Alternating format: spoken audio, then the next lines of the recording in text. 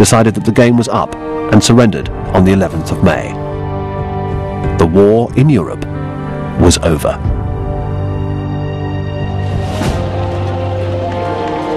Some 2 million German soldiers were streaming westwards in a desperate attempt to avert imprisonment by the Russians. They were turned back and fell into the hands of the Red Army. Elsewhere in the Balkans, the Allies discovered that amongst the thousands of surrendered personnel in their hands were whole formations made up from renegade Cossacks, White Russians and Ukrainians who'd been recruited into ethnic units of the German army to fight Bolshevism.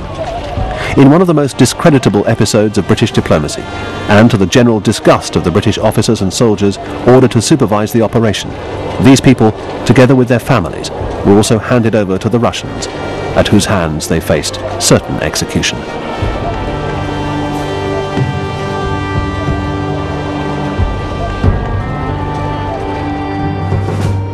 In Yugoslavia, power was assumed by Tito, who managed to retain his independence from Moscow, first as Prime Minister, then President, until his death in 1980.